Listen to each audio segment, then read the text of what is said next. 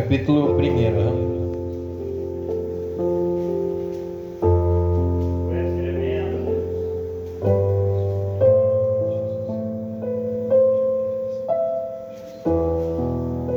Amém? Capítulo 1 diz assim: as palavras de Neemias, filho de Acanias. E sucedeu no mês de Quisleu, no ano 20º, estando eu em Suzã, na fortaleza, que veio Hanani, um de meus irmãos, ele e alguns de Judá, e perguntei-lhes pelos judeus que escaparam e que restaram no cativeiro e acerca de Jerusalém. E disseram-me: os restantes que não foram levados para o cativeiro lá na província estão em grande miséria e desprezo, e o muro de Jerusalém está fendido e as suas portas queimadas a fogo. E sucedeu que, ouvindo eu essas palavras, assentei-me e chorei e levantei-me por alguns dias e estive jejuando e orando perante o Deus dos céus. Aleluia! Glória a Deus. Em nome de Jesus, quero que você ore pela minha vida nesse momento, para que Deus fale conosco nessa noite, em nome de Jesus. Senhor Deus Todo-Poderoso, em nome de Jesus, ó Pai, nós nos colocamos à Tua presença, nós nos colocamos à Tua disposição, para que o Senhor venha falando conosco nesse lugar, para que o Senhor venha nos direcionando a essa palavra, para que o Senhor venha nos direcionando aquilo que o Senhor quer fazer nesse lugar, ó Pai querido, em nome do Senhor Jesus. Que o Senhor venha nos inspirando, Pai querido, a falar da Tua palavra. O Senhor venha nos inspirando, Pai querido, em nome do Senhor Jesus, a ouvir a Tua palavra. Que essa palavra venha entrar como uma semente em nossos corações, ó Pai querido. E essa semente venha crescer, venha dar bons frutos, em nome do Senhor Jesus. Que o Senhor fale conosco, fale ao coração da Tua igreja, fale ao coração do Teu povo, fale à minha mente, ao meu coração. Que nessa noite nós possamos sair daqui saciados da fome, da sede da Tua palavra. É isso que nós oramos, Senhor. Desde já nós te agradecemos, ó Pai, em nome do Senhor Jesus. Amém? Pode se assentar aplaudindo o Senhor.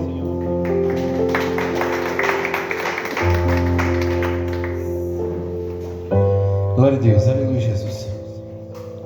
Nós vemos que dentro da palavra do Senhor, igreja, o povo de Deus, eles sempre foram instruídos a estarem debaixo de uma cobertura espiritual. Desde o início da história da igreja, o povo de Deus, eles sempre foram instruídos por uma liderança. E essa liderança, por algumas vezes, foi um patriarca, como foi no caso de Abraão, que foi o pai de gerações. Essa liderança, por muitas vezes, foi por um líder espiritual, como foi Moisés, liderando o povo saindo do Egito até a terra prometida. Mas chega alguns momentos em que não há um líder espiritual, em que não há um patriarca, e que não há nenhum rei que possa reinar sobre Israel.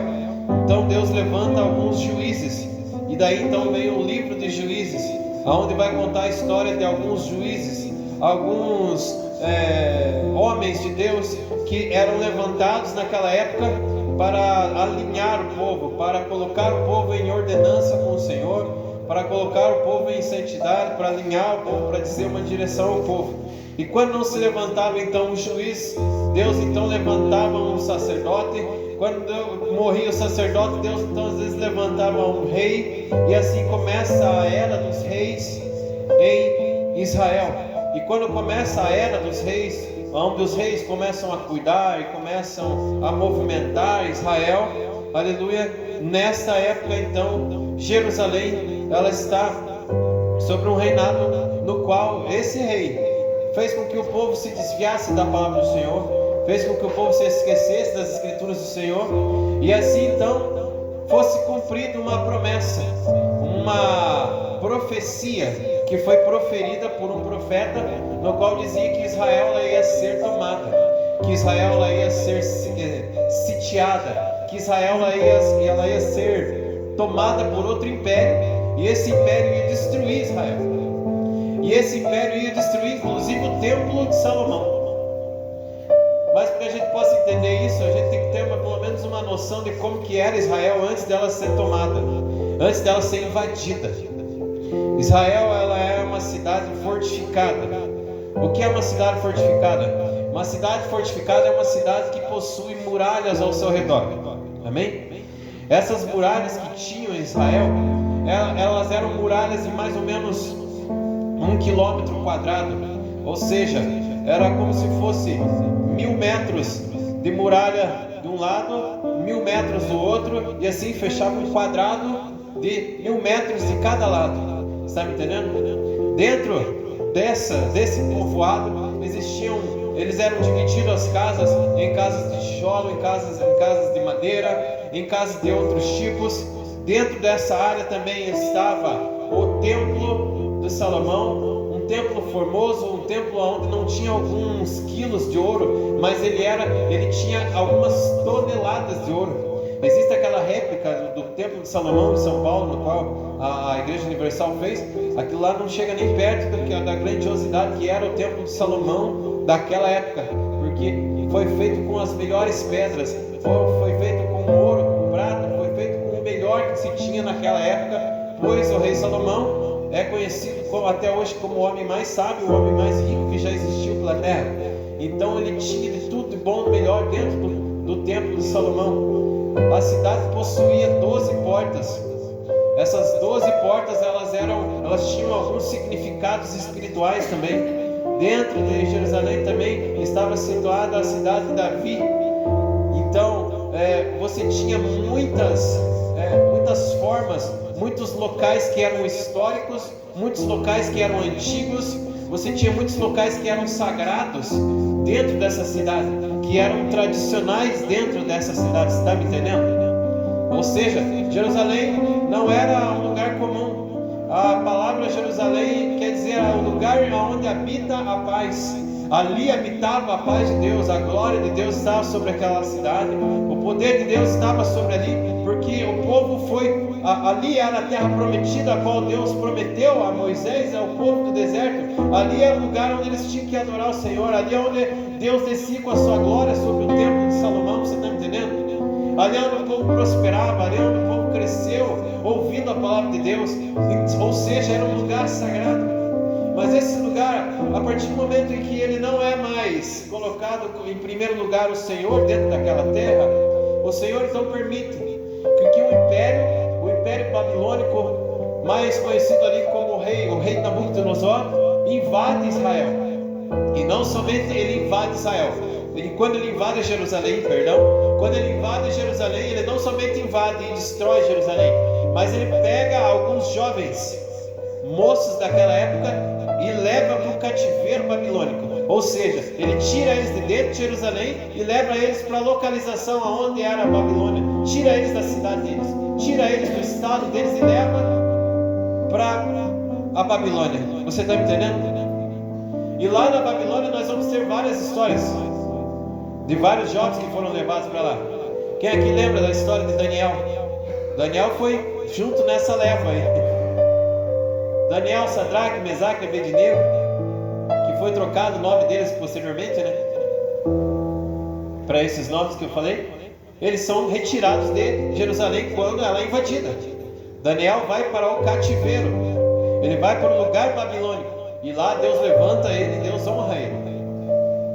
Lá Deus faz ele o homem mais inteligente, mais sábio dentre todos. Deus coloca ele num lugar de destaque. Deus dá estratégia para Daniel. Daniel fala para aqueles jovens, que eles iam fazer um desafio. Quem lembra que eu preguei uma vez que todos os outros jovens podiam comer o que quisessem da mesa do rei, mas eles não iriam comer da mesa do rei. Eles iam comer legumes e frutas de uma dieta que Deus tinha dado para eles. E passado alguns dias eles iam ver quem estava mais forte. E passou alguns dias, eles viram que o Daniel e seus amigos estavam mais fortes do que aqueles que comiam das gorduras e de tudo que estava sobre a mesa do rei. Ou seja, aquele que não se contamina com aquilo que está no mundo, mesmo ele estando cativo lá fora, aleluia, ele se torna mais forte e mais sábio. Esse era o cenário que estava em Jerusalém nesse momento. Você está me entendendo? Os jovens foram retirados de lá. Homens e mulheres foram retirados do seu lugar e foram levados para outras cidades, escravos, tirados da sua originalidade, tirados da sua cultura para aprender outra cultura. para aprender outra língua, para aprender outra forma de se vestir, tudo diferente. Você está me entendendo? Aleluia. E aí o que acontece? Nesse momento que eles invadem Jerusalém, eles destroem tudo.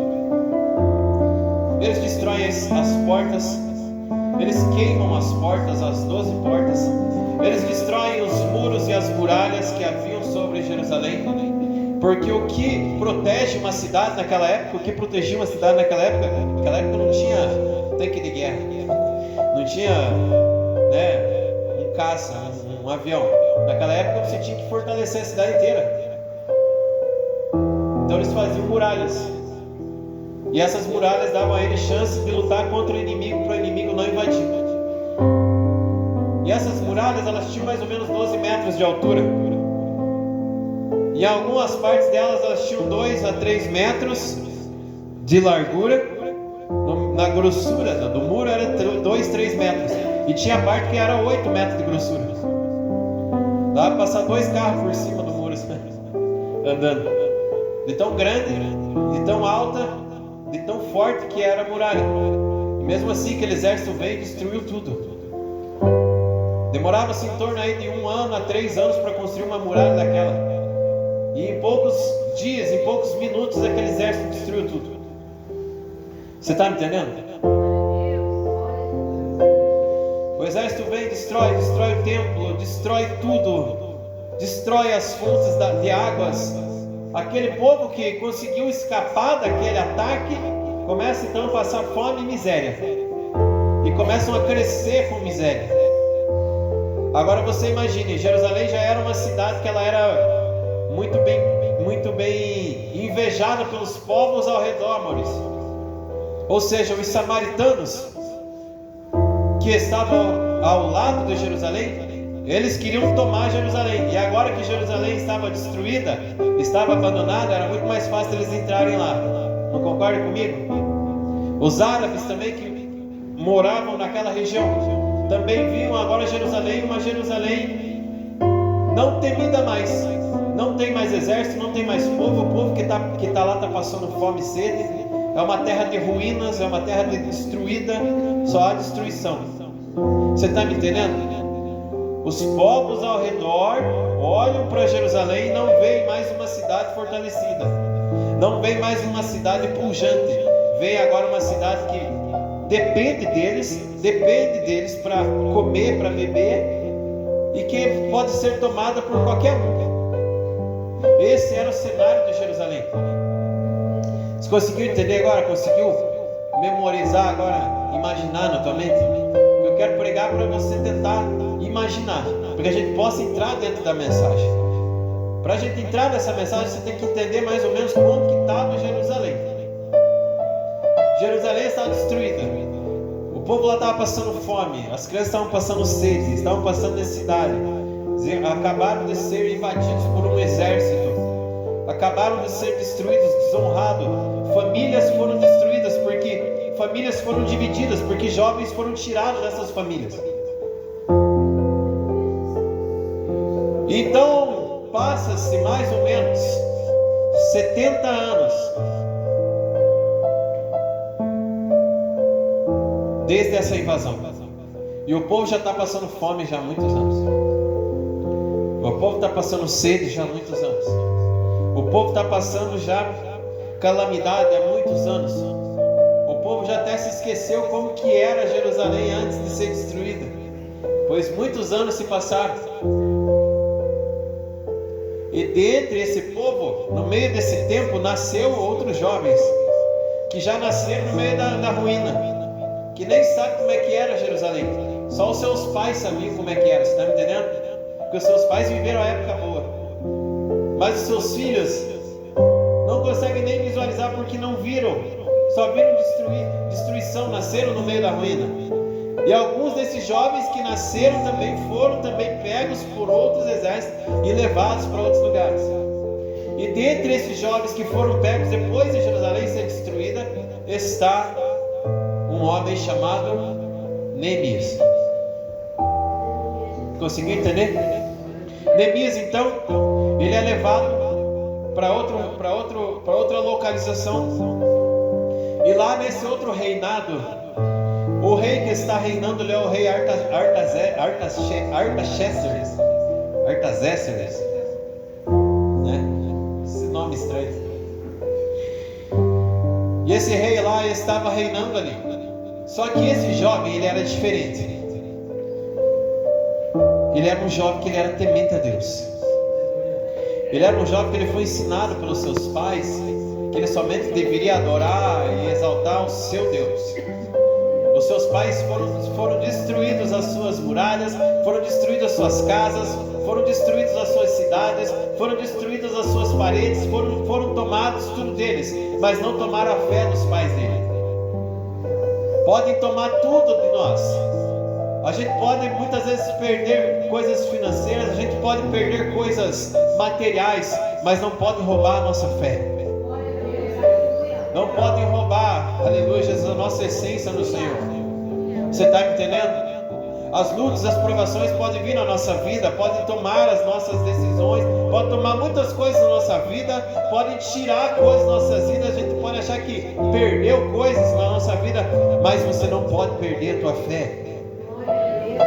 Você não pode perder a tua essência no Senhor, você não pode perder a tua identidade nele. E aquele povo tinha uma identidade de Jesus, tinha uma identidade no Senhor. E essa identidade eles passaram para o filho deles. E o filho deles foi para outro lugar, foi para outra nação. E lá nessa nação, esse jovem então ele se torna copeiro do rei. Sabe o que era o copeiro do rei? O rei, ele era um homem muito visado. Ou seja, ele era um homem que o cargo dele era muito cobiçado.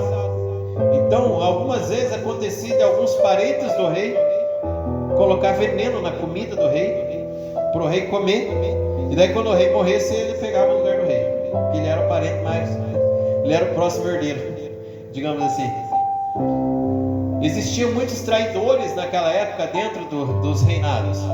Existiam homens e mulheres que não concordavam com o rei. Às vezes o rei ele era meio tirano, e essas pessoas não concordavam com aquele rei e tentavam colocar veneno na comida, colocar veneno na bebida dele. Daí quando o rei tomava, ele morria. E começava então uma rebelião, alguma coisa nesse sentido, você está me entendendo? Daí o que o copeiro fazia? O copeiro do rei, quando o rei ia tomar uma taça de vinho, quem tomava a taça de vinho por primeiro, quem que era? O copeiro. Por quê? Porque se o rei olhasse para o copeiro e o olho dele começasse a virar, começasse a espumar, ele já não tomava o vinho. Quem morria era o copeiro. E agora eles dão esse cargo para Neemias. Nossa, é copeiro do rei, nossa, que chique, né? Homem de confiança, né? Mas se for ver o que era o copeiro mesmo, não sei se você ia querer. Né? Imagina o rei. Todas as manhãs ele ia tomar ali o seu vinho, ia tomar o seu café. Antes dele tomar, ele passava para Neemias. Neemias com alegria, diz a palavra do Senhor.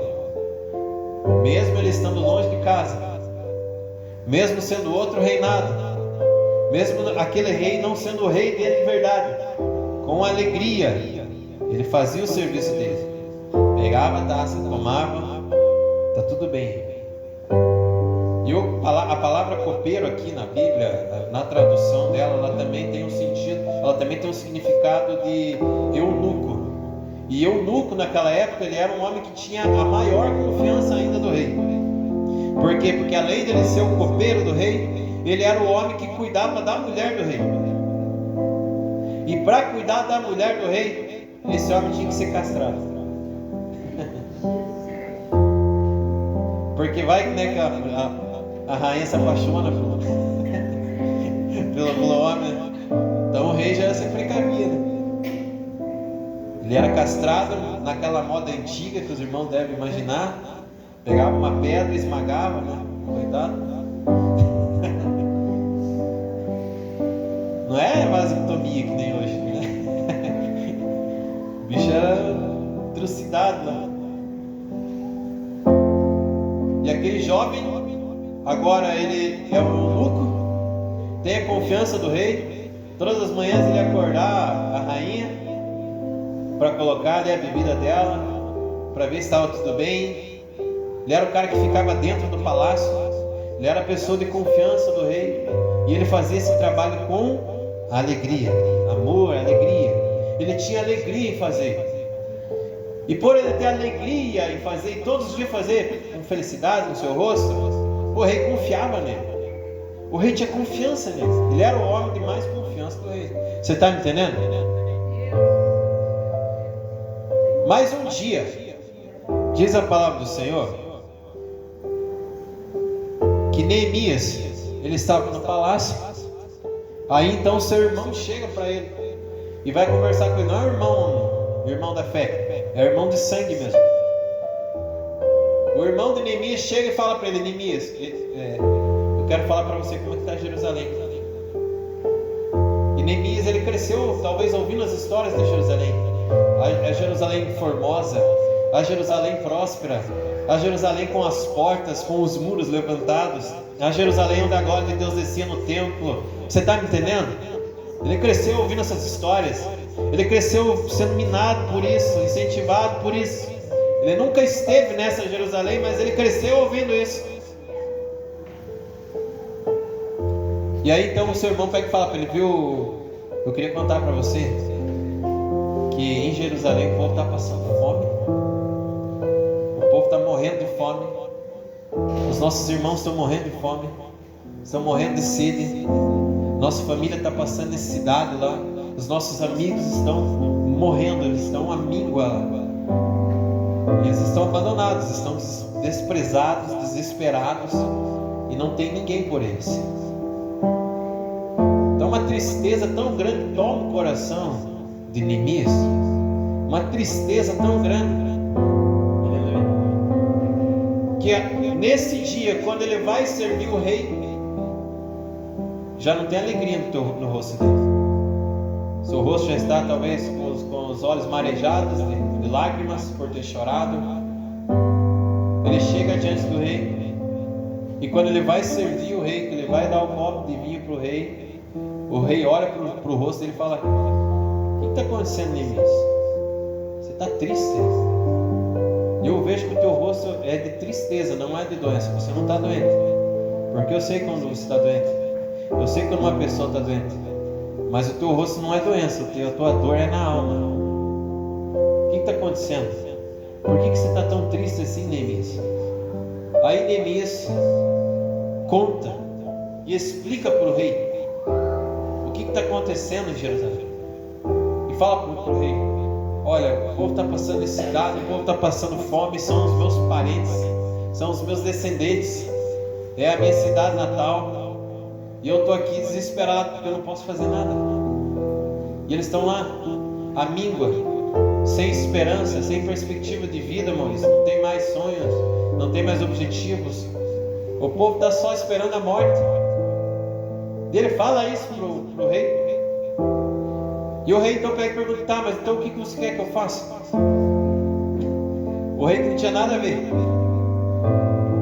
com Jerusalém. Porque nesse tempo já Jerusalém não estava mais sob o Império Babilônico, entende? Jerusalém, digamos assim, estava livre, entende? Aí o rei pega e fala: tá, mas o que você quer que eu faça então? Aí Neemias pega e fala: eu vou orar e vou jejuar. E aprenda uma coisa, aleluia. Sempre a pessoa que é pidão, que é pidoncha, muitas vezes não recebe o que era para receber. Porque às vezes o pidoncha, ele é chato, mas aquele que é grato, ele é muito mais abençoado, ele é muito mais honrado. Já viu? Às vezes a pessoa ganha você na humildade, é ou não é? Às vezes a pessoa está precisando de alguma coisa ali, você pega e fala para a pessoa: viu, mas o que você quer que eu te ajude? Não precisa, então. Daí que você vai lá e ajuda a pessoa, não, não é? Vai lá e corre então, e vai aqui e ali. E às vezes o pidão não. Você dá a mão e ele já quer o braço, a perna, né?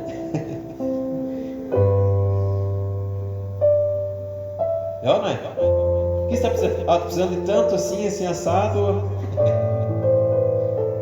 Né? E Neemias não. Neemias ele chega diante do rei e fala isso: eu vou orar, vou jejuar. Por quê? Porque ele precisava conversar com Deus para tomar uma decisão do que tinha que ser feito por Jerusalém, está me entendendo? E aí quando ele vai orar, e quando ele vai jejuar, aleluia, Deus então revela para ele o projeto de restauração de Jerusalém. Você vê que loucura, né? Um lugar em ruínas, um lugar destruído, um lugar abandonado, um lugar totalmente varrido pela violência, pela destruição da Babilônia. Aí Deus levanta um jovem lá de outro lugar, que nunca pisou no lugar que era antigamente, para levantar aquele lugar. Neemias então ele ora, ele jejua, ele clama ao Senhor. E aí então ele chega diante do rei, pega e fala o seguinte: eu vou restaurar Jerusalém, e eu não sei como começar. Aí o rei pega e fala para ele: ó, então vamos fazer o seguinte, já que você não me pediu nada, eu vou te ajudar. Eu vou dar autorizações para você. Você vai passar pelo caminho que eu te falar, para você voltar para Jerusalém, porque tem muitos caminhos que tem muitos exércitos inimigos e tal. E você vai passar pelos lugares certos, e nesses lugares certos vão estar as pessoas certas, que ao ver o documento que eu vou te dar, você vai passar tranquilo, eles não vão te prender, não vai acontecer nada com você. Como se desse uma CNH para ele viajar naquela época. Entendeu? Vou te dar o visto, você vai passar para Jerusalém tranquilo. Só que você não vai sem recurso. Você vai na minha floresta e você vai ver lá o que você precisar de árvore, o que você precisar de madeira para você começar a reconstrução de Jerusalém, e o que você precisar de recurso financeiro, e a gente vai abençoar. Deus levanta um rei pagão, Deus levanta um rei que não tem nada a ver com a palavra dele, para começar a levantar o povo. Deus levanta o próprio inimigo do povo para vingar o povo. Sabe o que eu vejo isso, igreja? Muitas vezes o recurso na minha e na tua vida vai vir daquilo que você menos espera. O recurso para os projetos de reconstrução da nossa vida vão vir muitas vezes daquele que a gente acha que é nosso inimigo. Quantas e quantas vezes a nossa igreja, quantas e quantas vezes irmãos da igreja, de outros ministérios, de outras igrejas, foram abençoados. Deus trouxe recursos de pessoas lá de fora para abençoar a igreja. É ou não é? Quantas vezes você está passando necessidade, está passando ali precisando de dinheiro, precisando de alguma coisa na tua vida, e Deus vai lá e levanta aquele que nem conhece a palavra de Deus, aquele que a gente chama de ímpio, para ir lá na tua casa te abençoar, levantar o recurso para você. Quantas vezes? Deus levanta aquele que é teu, Deus levanta aquele que é satanista, Deus levanta aquele que está lá tocando tambor, para abençoar a minha e a tua vida. Porque quem faz não somos nós, é Deus quem faz. Isso era para mostrar para Neemias: não é na força do teu braço, sozinho você vai conseguir. Eu vou levantar pessoas e recursos para abençoar o teu projeto. Se você vem hoje aqui nessa noite, nessa palavra, nesse culto de terça-feira, nesse frio, aleluia, tome posse dessa palavra, porque, aleluia, Jesus, essa profecia vai para mim e para a tua vida, aleluia. Deus vai levantar, aleluia, pessoas que a gente nem imagina para trazer os recursos para o nosso projeto acontecer.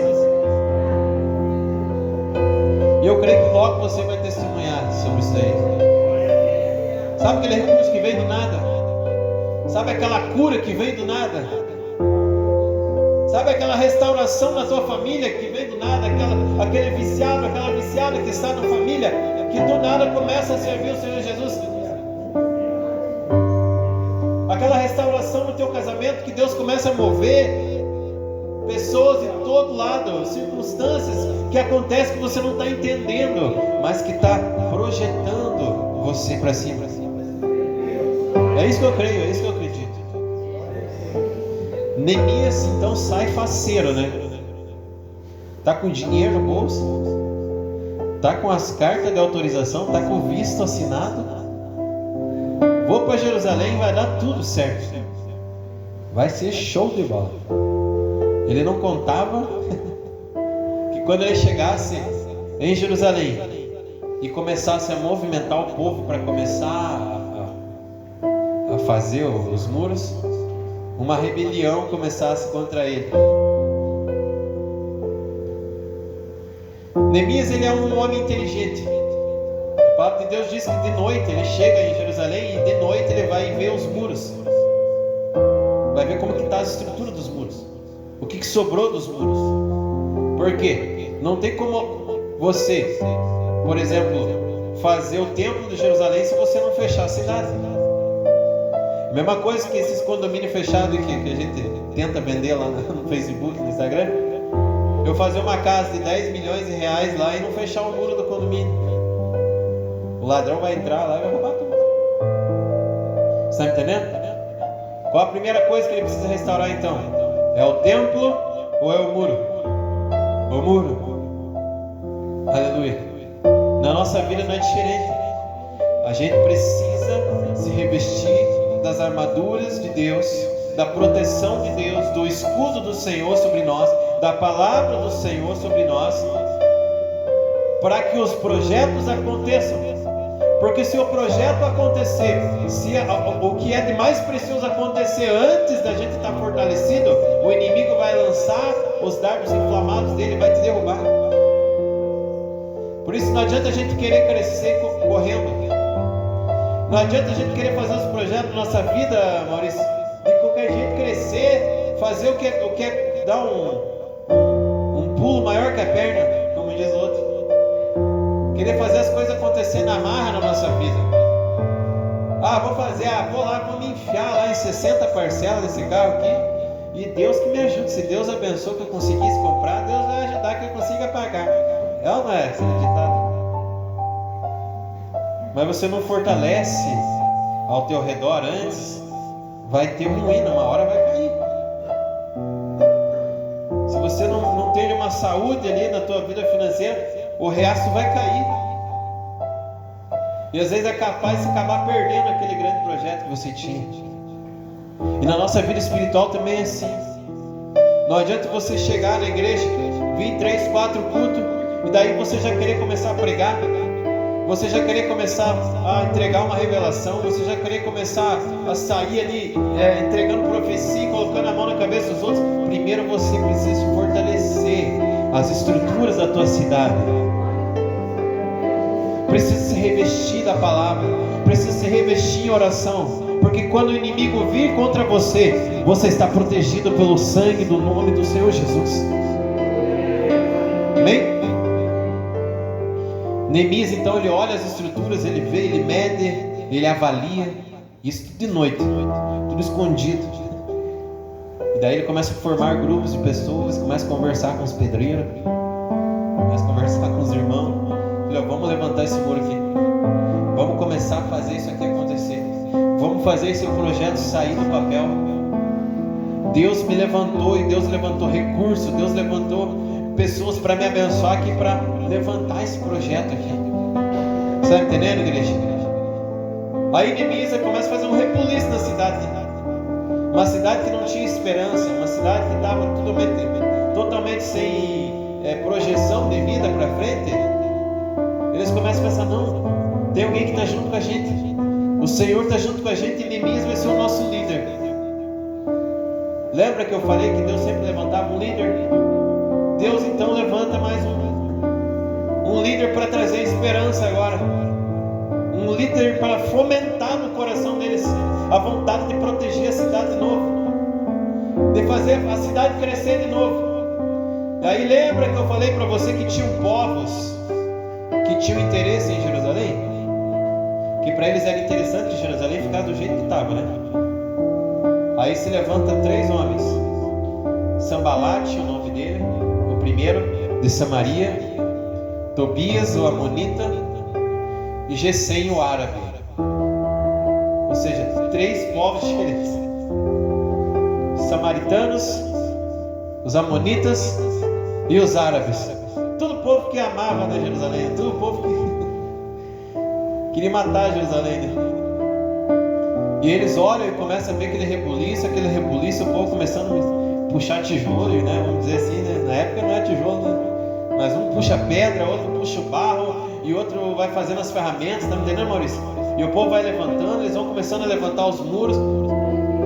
Aqueles três começam a fazer uma rebelião no meio do povo, começam a fazer uma inveja no coração das pessoas para tentar fazer com que eles parassem. E aí eles ameaçam Neemias, fala, viu, a gente vai levantar aqui um povo, um exército, se vocês não pararem de levantar esse muro, a gente vai vir e vai matar todos vocês. Daí sabe o que Neemias pega e fala? Neemias pega e, antes disso daí acontecer, sabe o que Neemias faz? Neemias, ele vai lá, fala o seguinte, vocês querem fazer? Querem vir matar os pedreiros? Matar pedreiro desarmado é fácil, né? Daí ele pega e fala para o pedreiro, viu, vamos fazer o seguinte, como que você, uma mão, com qual mão que você vai fazer que você vai alisar o reboco aqui? Ah, com a mão direita? Tá, e a outra mão, o que você faz? Ah, é o equilíbrio só aqui. Então você não vai fazer nada com a outra mão? Não, então eu vou colocar a espada nessa. Aí os pedreiros já não são mais pedreiros só. Agora eles são pedreiros e soldados. Ou seja, quando eles estavam rebocando, já estava com a espada só aqui, ó, só esperando. Está entendendo? E o outro puxando o carrinho com a espada em cima do carrinho aqui já. Quando o povo chega lá para matar eles olham e dizem, espera aí. Não é só pedreiro. Acho que não vai dar para nós. O muro daquele tinha 4.000 metros. Lembra a espessura que eu falei? 2 metros por 4.000 metros. Quem entende de construção civil e sabe que demora um pouco, né, pai? Para fazer um muro desse. Faça um muro normal e a gente pensa em muro, já pensa no muro da nossa casa já, né? Tijolinho ali. Maioria sem estar terminado ainda. Né? Tijolinho, 2 metros, 1,5 metro. Esse não, tinha 12 metros de altura. 4.000 metros para fazer. Demorava-se em torno de 1 a 3 anos para fazer uma muralha dessa, com todo mundo trabalhando. Mas o projeto que Deus deu para Neemias não veio do coração dele. Quem que deu o projeto para ele? Foi Deus. Porque ele orou e jejuou. Ou seja, se você não colocar jejum e o teu projeto no jejum e oração, ele não vai sair do lugar. Sabe por quê? Porque ele vai ser feito no teu braço. Às vezes a gente quer abrir empresa, às vezes a gente quer fazer as coisas, a gente quer prosperar, a gente quer sair do buraco na força do nosso braço. Ah, eu vou fazer tantas vendas, eu vou fazer isso, aquilo, eu vou conseguir tantos clientes. Ah, eu vou conseguir mais um emprego, eu vou fazer hora extra, eu vou fazer um curso assim, assado. Daí daqui 1 ano e meio, mais ou menos, eu já vou entrar numa empresa assim, eu vou estar ganhando mais ou menos isso. Daí eu vou separar tanto aqui, assim. A gente projeta tudo, né? A gente só esquece de orar e jejuar. E aí? Sem jejum e oração, o projeto não é eficaz. O projeto só é eficaz quando você coloca Deus no começo dele. O projeto só é eficaz quando você nem desenhou ainda o projeto. Você deu para Deus, você pegou a caneta, colocou na mão de Deus. Deus, desenha aqui para mim. Esse é um projeto bem feito, porque é um projeto eficaz. E o muro que era para ser feito em 2, 3 anos foi feito em 52 dias. Uma obra formidável. Uma fortaleza mais forte do que a que era antes. Em 52 dias. O que era pranto no coração de Neemias agora se torna alegria. O que era tristeza agora se torna felicidade. Você está entendendo? Talvez você entrou aqui sem perspectiva, sem sonho nenhum, abatido, sem projeção nenhuma na tua vida. Eu quero dizer para você, coloque o teu projeto em jejum e oração. Siga os passos que ele fez. Consulte primeiro o engenheiro dos engenheiros. Consulte primeiro o médico dos médicos. Consulte primeiro o Senhor, Criador dos céus e da terra, aquele que criou as estrelas, aquele que criou os planetas, aquele que criou as nebulosas, aquele que criou os gases nos céus, aquele que criou os mares, aquele que criou os animais aquáticos, aquele que criou tudo, aquele que criou as nuvens, aquele que criou as tempestades, aquele que criou a chuva, o orvalho, aquele que criou o homem, a sua imagem, a sua semelhança. Coloque na mão do grande Criador. primeiro é na mão dele, depois é na tua mão. Você está me entendendo? Você vai fazer até onde dá para fazer. Onde não for mais para você fazer, Deus faz por você. Mas primeiro tem que colocar na mão dele. Ore, jejue, clame, busque até ele falar com você. Mas não faça na tua mão, porque se for na tua mão vai demorar muito mais tempo. Isso se sair. Mas se colocar na mão de Deus, meu irmão, pode ter certeza, vai sair perfeito. E ainda Deus vai levantar o patrocinador aí. Deus vai levantar quem vai te abençoar ainda, em nome de Jesus. Amém? Se coloque em pé. Glória a Deus. Quantos aqui entenderam a palavra do Senhor? Aleluia. Eu quero convidar para que você venha até aqui à frente. Eu quero fazer uma rápida oração com você, que a gente já vai encerrar. Aqueles que têm projetos aí no teu coração que estavam enterrados aí, aqueles que têm um projeto, uma meta na sua vida, aleluia, Jesus, e que Deus falou com você hoje nessa noite.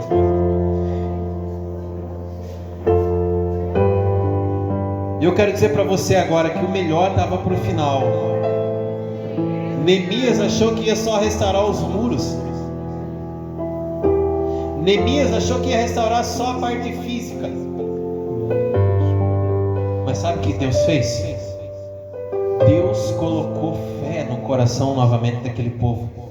E a palavra de Deus diz que Neemias começa a restaurar a palavra do Senhor no coração deles também, Maurício. Primeiro Neemias cria uma fagulha de esperança dentro do coração deles, com uma estrutura física, com muros, com pedras.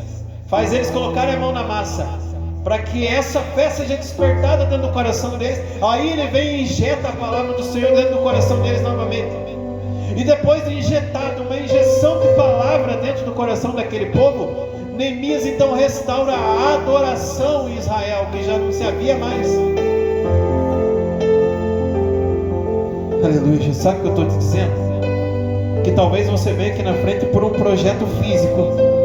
Talvez você venha aqui na frente agora, nesse momento, por um projeto financeiro, por um sonho que você tem. Mas eu quero dizer que Deus só te trouxe aqui na frente, Deus só te fisgou aí por esse projeto físico, porque Ele quer restaurar a tua adoração com Ele hoje. Ele quer restaurar a tua parte de adoradora, de adorador dele primeiro. Porque como que você vai orar e jejuar para colocar o projeto se você esqueceu de adorá-lo? Aleluia, Jesus. Aleluia, Jesus. Deus nos surpreende. Aleluia.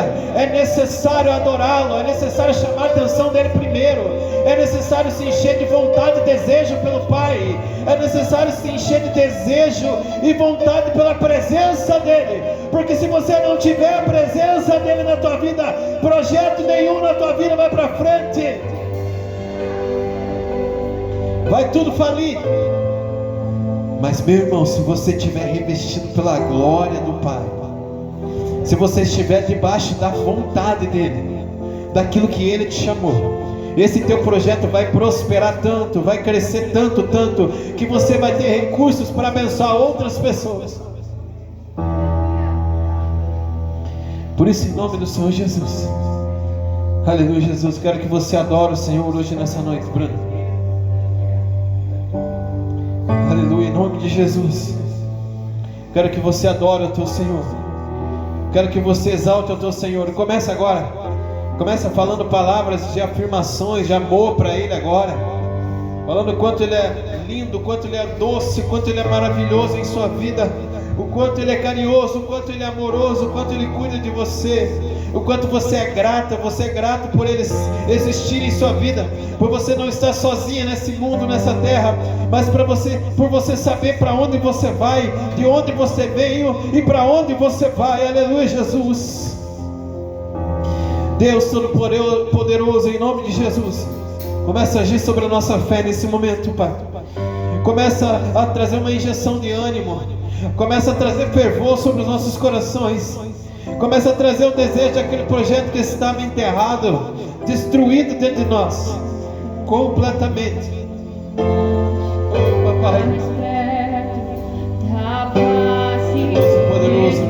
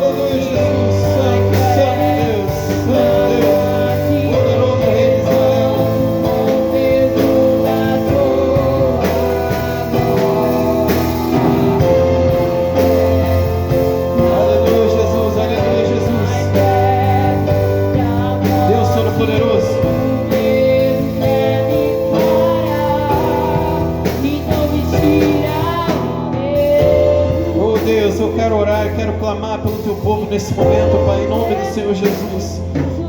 Aqueles que estavam aqui frustrados, desanimados, desesperançosos, que não tinham mais, ó Pai querido, esperança de mudança no seu esposo, na sua esposa, que não tinha mais esperança de mudança no seu lar, nos seus filhos, que não tinha mais esperança de mudança em sua vida, que não tinha mais esperança de mudança na sua vida financeira, que não tinha mais esperança de mudança na sua vida familiar, na sua vida conjugal, que hoje nessa noite sejam restaurados, ó Pai querido, sejam restaurados em fé, sejam restaurados em esperança no Senhor, que o Senhor entre dentro da casa, que o Senhor entre dentro da família, que o Senhor entre dentro desse casamento, que o Senhor entre, ó Pai querido, no meio dessa família, dessa casa, deste filho agora, que o Senhor entre no meio, ó Pai querido, dessa faculdade, que o Senhor entre no meio do trabalho, dos funcionários, dos empresários, em nome do Senhor Jesus, que o Senhor venha transformando, que o Senhor venha reavivando,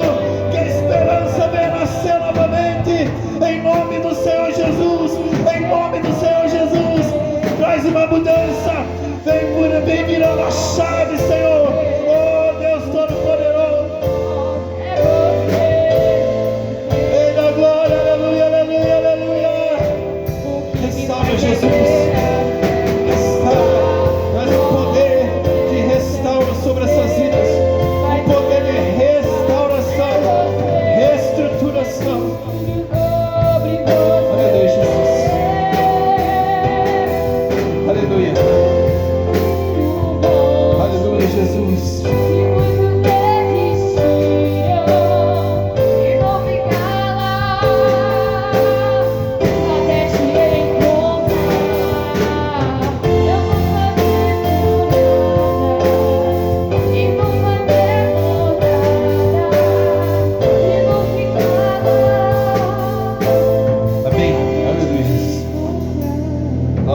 Amém, irmãos? Quantos receberam essa palavra no teu coração? Amém, em nome de Jesus. Eu também recebo que essa palavra também venha ao meu coração, e que em nome de Jesus a gente possa estruturar e reestruturar tudo no Senhor, na palavra dEle, na glória dEle, na presença dEle. Amém? Em nome de Jesus, possa se sentar, aplaudir no nome do Senhor Jesus. Passa a palavra, pastor. Amém? Vamos encerrar? Aleluia, em nome de Jesus. Tem alguém hoje que... Eu acho difícil, né? Todo mundo é crente. Tem alguém que quer aceitar o Senhor Jesus? Quer reconciliar com o Senhor Jesus? Quer voltar para a presença dEle hoje nessa noite? Aleluia. Tem alguém hoje nessa noite? Aleluia, Jesus. Amém? Glória a Deus. O voo vai estar encerrando em nome de Jesus. Que a paz do Senhor seja com todos, amém? Que o culto abençoado, Pai. Obrigado, Pai. Obrigado, Pai. Só temos que agradecer ao Senhor por tudo que foi ministrado nessa noite. Agradecer a Ele por nós estar aqui na presença dEle. Obrigado, Pai. Senhor, meu Deus, Senhor, Pai. Soberano Deus, Pai. Eu coloco, Pai querido, cada vida que veio nessa noite, meu Pai. Eu coloco na Tua presença, meu Pai. E eu creio, meu Deus, que o Senhor é um Deus que conhece o coração dos Teus filhos. O Senhor sabe a nossa necessidade aqui, precisamos desse Deus. Em nome do Senhor Jesus, abençoa poderosamente cada vida, meu Pai. Em nome de Jesus, fortalece na fé, fortalece na vontade de vir para a casa do Senhor, meu Pai. Em nome do Senhor Jesus, que nós temos o prazer de estar na casa do Senhor, meu Pai. Vai tocando, Pai, no coração dos Teus filhos, aqueles que não estão aqui, meu Pai, para que eles venham para a casa do Senhor, meu Pai, em nome do Senhor Jesus, Pai. Abençoa, Pai, poderosamente a vida de Teus filhos. Nós não vamos sair da Tua casa, meu Pai, mas não vamos sair da Tua presença, Pai. Continua falando conosco, Pai, nos abençoando, nos curando, nos livrando de todo o mal, de todo o perigo, Pai. Em nome do Senhor Jesus, eu oro e abençoo cada vida, em nome do Senhor Jesus. Obrigado, Pai. Faça assim com as mãos para receber a bênção apostólica. Que a paz de Deus